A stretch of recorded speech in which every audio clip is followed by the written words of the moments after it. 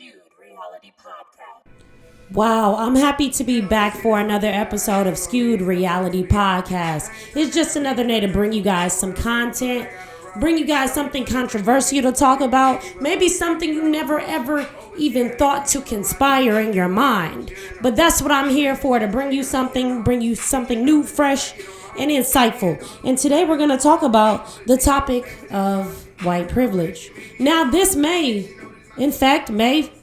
make some people uncomfortable. I get it. But this is part of why I bring my voice to the platform to talk to you guys about something I believe to be serious. And white privilege it is today. So welcome to Skewed Reality Podcast. This is specifically a place where we talk about life, love, sports, culture, politics, and so many more topics. Whatever it is, there are no limits. My name is Bree, A.K.A. the Ego Bruiser. And this is a place where perspective meets reality. Now, let's talk about it. Does white privilege exist? That's a rhetorical right now. I'm going to keep it real with you guys. Because I'm not really asking for your permission or confirmation about white privilege and does it exist. I know it exists.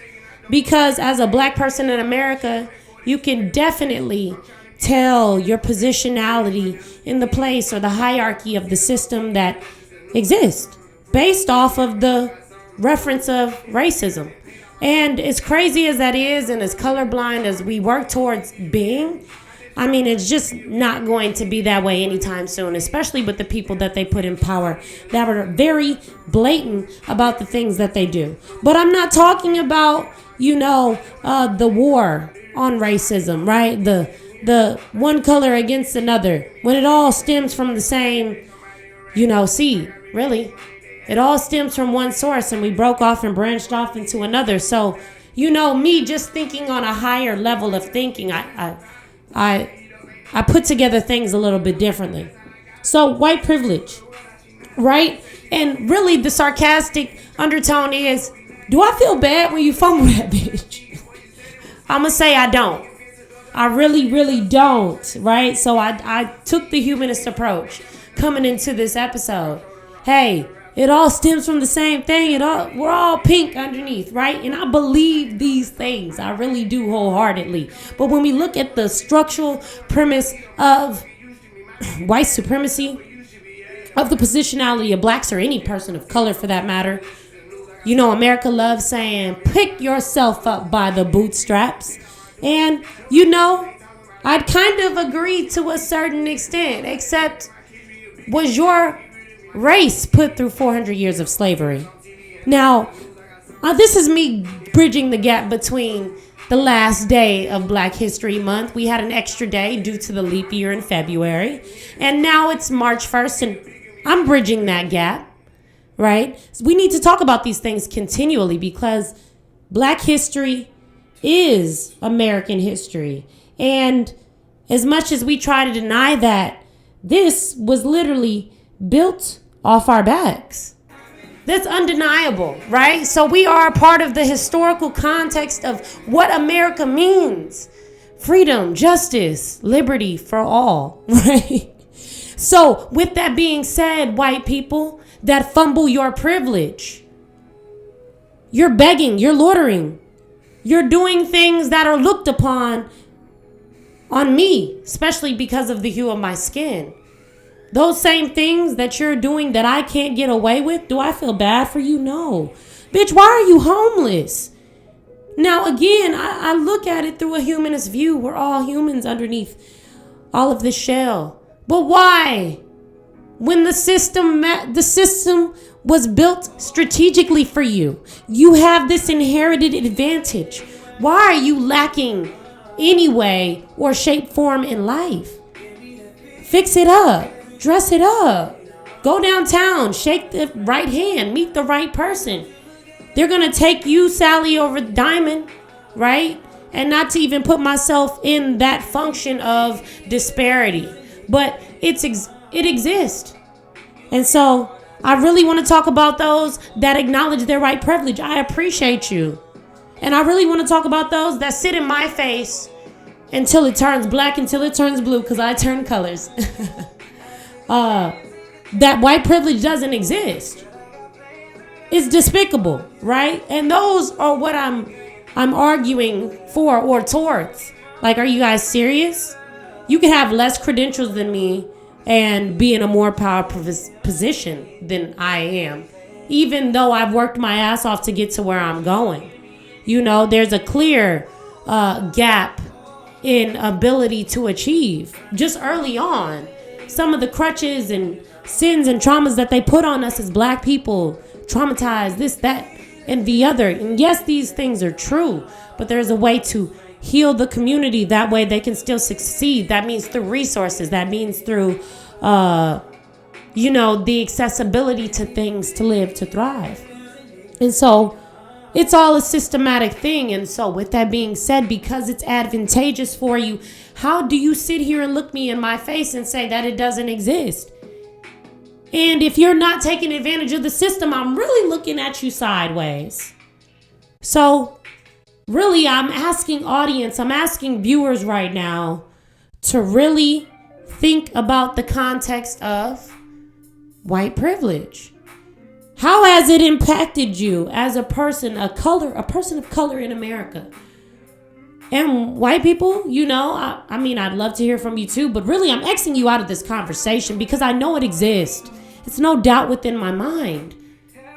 Difference in names, difference in background, different in culture. The threat of the hue of our skin alone adds to the barriers that exist within white privilege for people of color. So I sit here trying to be unbiased and cool, calm, and collective about something that impacts me daily.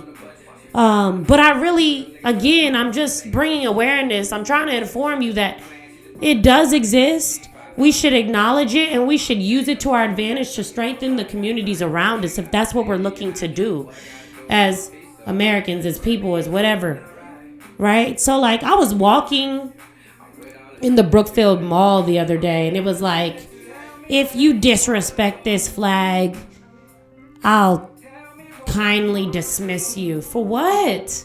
All of the atrocities, all of the barriers, all of the travesties that people have experienced on this soil, and we can't talk about, acknowledge that you have a mild advantage ahead of others, and that you should use it or disperse it a little bit more equally than you have been doing. And hell, that's even a tall task. I'm not even asking you to do that. I'm just asking you to say it exists. The change of mind and mental state and thinking is what advances us as people. I could tell you what to do all day with your white privilege. Doesn't mean you're going to be aware of the situation and how it impacts others and look to change. That's something you have to experience yourself. Like, damn, my name is Ryan. I did get in before Tyrone. Just because I knew somebody. Tyrone didn't know anybody. Although he may have had more experience than I did, it exists. And I'm not asking you to feel bad. When I talk about these topics, I'm not looking for sympathies. I don't want you to feel bad. We still working on our reparations. We gonna get there. Just much like the Indians have their own reservation, their own schools, their own resources. That's a beautiful thing. Not saying it's in abundance, but to have your own stuff, it's advantageous, right? And it's up to what you do with it as a community. We still have yet to receive those things. I'm just, bringing this full circle. But overall, when I talk about white privilege, use it to strengthen. It exists. Look at the context of how people are treated. And even if it just sparks one brain to think about this differently, that's when we begin to make the change. So not to sound cynical, not to sound anti-white, because I'm not that at all, right? I love on those who love me. You don't love me, or you show me that you revert back to your white ass ways, because there are ways that you connect yourself to self-preservation. You simply connect yourself to looking back at your own. Oh, I'm safer over here than over there. Right? And those that are courageous enough to do differently, I respect you. But anyways, I'm not anti-white. I agree with unity, and if you decide you want to be friends and partners and work together in harmony in a way that's equalized and respectful to one another. I'm for that 100%. But I won't go for those that try to throw me crumbs, give me bullshit. And so, not to veer off topic, again, I'm not anti-white. I respect people in general unless you disrespect me. And then I start looking at the different contexts of who you are as a person, and then begin to understand, why you act like that. That is why I might say you revert back to your old white ways, right? But simply put, acknowledge it. Let's move forward. How are you going to capitalize on what you were inherited with naturally when you left your mother's vajayjay, right? Like, seriously, it's real out here. And I'm just looking to not even the playing field, because these are things that don't happen overnight. But, you will respect me in my pathway. And I will call you out for your advantage if I do believe it's affected the situation in some way, shape, or form. And I'm going to find my next opportunity and kill it. I'll meet you there later. My path is a little bit different than yours. And that's what I'm talking about, white privilege. They don't understand how it diverts people's pathways to greatness due to just them existing. It's harsh. It sounds harsh, but it's real. For us, for people of color. So as I said before, I'm really trying to bridge the gap from Black History Month into March. Every month is Black History Month if you are Black in America, whatever color you are. If you've been a part of building the foundation of America in some way, shape, or form, whether you were here first, whether you had a structured civilization and we stole bits and pieces, whatever the case is, we're humans, we butt off each other. That's not to condone what happened, please. But it's real, So I'm going to take a break. I'm going to bring it back. Hopefully you guys think about white privilege in a different way. In this intermission, hit me up on Twitter, skewed_podcast. Follow my YouTube, Skewed Reality Podcast. I'm looking to get 1,000 subscribers this year. I think that's a feasible task. But I just could be out of my league. I'll claim that. Also, hit me up on my Instagram, Bree X Bond, right? I'll follow back. I'll let you guys know what's going on in the loop of my Skewed Reality Podcast right in my story. Follow me on my Facebook at Skewed Reality Podcast. Like that page. Like that shit. I'm getting there with that. It's all love. It's really all love. And I get to fine-tune my message and give it back to you, right? And then you guys get to give me feedback and let me know what you want to hear or what you don't want to hear. But right now, we kicking it off with white privilege. I'll come back to you with something else, because there's a lot of things going on in the locality of our areas and just around, again, America in general that we need to address. So I'll holla at you guys. All right, we're back at it. And right now, Drake has the internet buzzing, right? We all eat that shit up when Drake drops something for us to listen, to give us any insight into his life, because maybe one, he's private and y'all niggas nosy, and two, y'all niggas nosy. So as a celebrity of his stature, he does what he has to protect his image, and I could resonate with that too, even on a small scale. But regardless of that, people are eating this up. And I'm here to, give a synopsis of what I feel or believe, especially about Drake. And it's just a little bit deeper than the music that he puts out. Not saying it's not quality, but the message that he continually has, even as he progresses in age and wisdom. I don't know. And, I listen to music in depth, right? I'll play it a few times, play it for a few weeks, let it wear on me, pick up catchy captions and lyrics that I want to share with the world from the message or music piece that you have put your heart in. But Drake is painfully giving me a recurring, painful, deeper issue about himself. By the way, these earrings are killing me. But anyways, y'all act like y'all never seen a light-skinned nigga in earrings. It's not unheard of or uncommon. Please let him style the way he wants to style.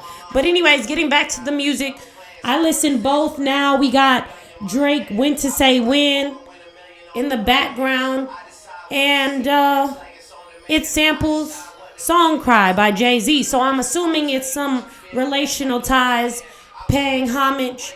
I think he does that effectively on both of these two tracks, which is interesting, right? It puts his ego or pride to side. This is the phase I think he's going through. He's like, pass me the rock. Several times throughout the music, it's pass me the rock.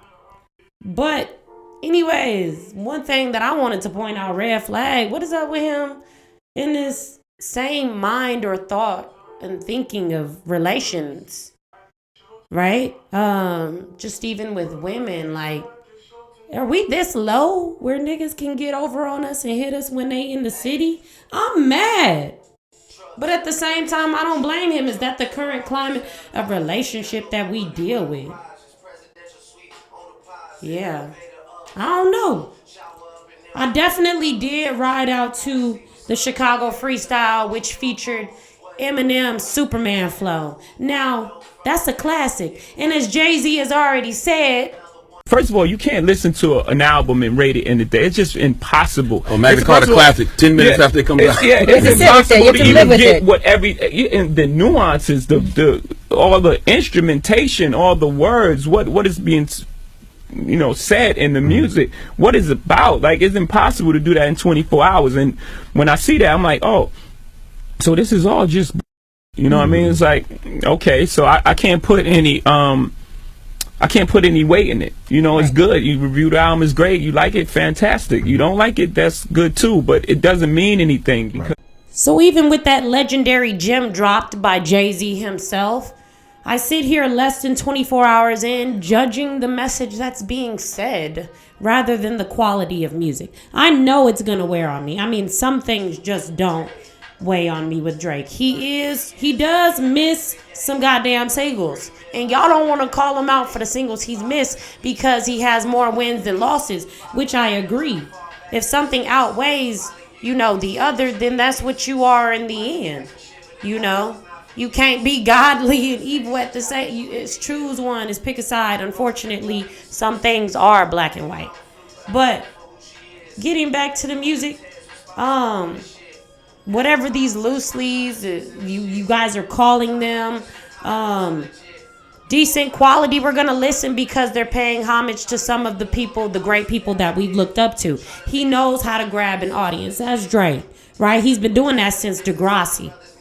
But the matter of the message is he growing in mind, mental set? No, I don't. You hit the town and that's a choice. Maybe that's his perspective and lifestyle. I'm not there, right? Because just like I'm talking to you guys, I have a different perspective and lifestyle that I'm living based on what I could afford, how I can move, what accessibility I have. So maybe it is just that lonely at the top. That's what it's coming off to me as, and immature sometimes. So we just gonna let him bling with his earrings, be light skinned, because that nigga has mastered that quality very well. But nonetheless, I'm going to throw in and sprinkle toxicity right on there. We love using that word in this day and age. So I'm going to apply it to this situation because I do think, like, nigga, you got a whole kid. You throwing shade at the baby mama on the track. She a fluke, but I love her for who she is, though. Like, damn. Leave her out, bro. You don't even need to do all that. Be cool. Be smooth. That's what they say, right? So anyways, cool, great music videos. Thank you for putting together such a great visual. We love seeing these great glimpses into your life of, a life that's elevated. It's definitely motivating for sure, Drake. Crushing up them melon. You eat good. You there. But we got to grow in other areas besides being able to access the finer things. And I think it's being lost in translation with who he may be or trying to be or becoming, or who may I be trying to project on him. I hope not as just a listener.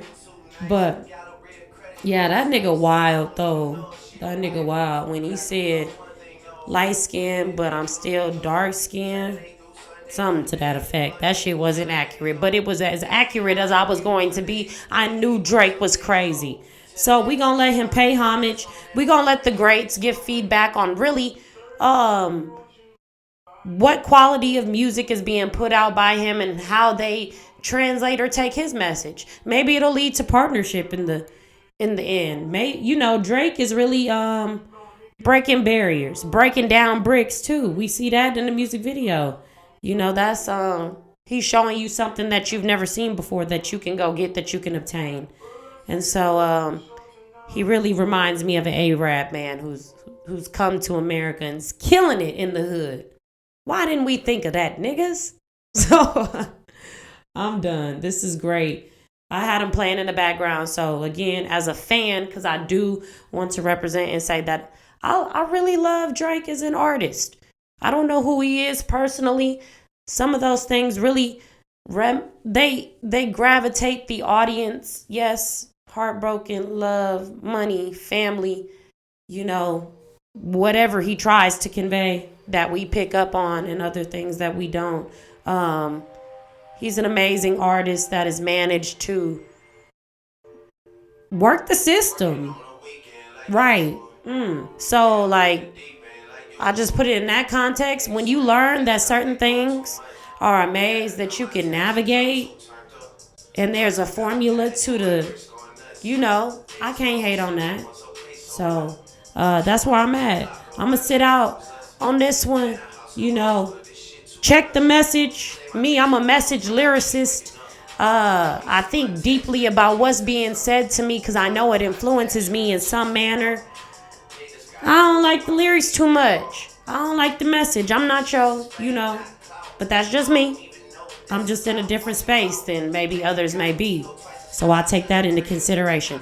But he's a hit maker for sure. So we gonna ride out to it and let it grow on us. As you guys know, we get into a whole bunch of shit on here. So I thought it was a good time to go over something hot, something relevant, something that has the internet and all of its social media outlets buzzing right now, which is your boy, the man, the myth, the legend, possibly Drake. And he's making his presence known strategically while grabbing our attention and giving us insight to his unique life. On top of that, we look to examine and go back in history, the historical context, and where we stand in America right now, even with white privilege. This is not to scare you, but to invoke promising conversation that can move us forward and maybe a well-rounded, agreeable solution. I don't know. I'm not here to change the world. I mean, I guess I could if I really put my mind to it, but I'm leaving you guys with it. I'm looking for your commentary, your feedback. I really don't want to tell you niggas again, but you already know what it is. You should be following me on my Twitter and looking at some of the news that I dropped on Skewed_Podcast. You should be following me on my Instagram, which is Bree X Bond. You should be looking on my Facebook and liking that stuff because that's where I drop most of the video content, as well as some of the links to Spotify, iTunes, iHeart. I'm out here. Subscribe. Again, I'm aiming for 1,000 subscribers on YouTube. I think that's very reasonable this year. So let's get it in. Tune in. You could also do that on SoundCloud. It's free. It's accessible for you if you have none of those platforms or links. While we're talking about free and accessible, you can also go to my website at skewedrealitypodcast.com. It's real. It's out there. Why are you guys playing yourselves right now? I'm out here. We're talking about real things, real issues, and thinking about things in a different dynamic. So let's do that together this year in 2020. We out.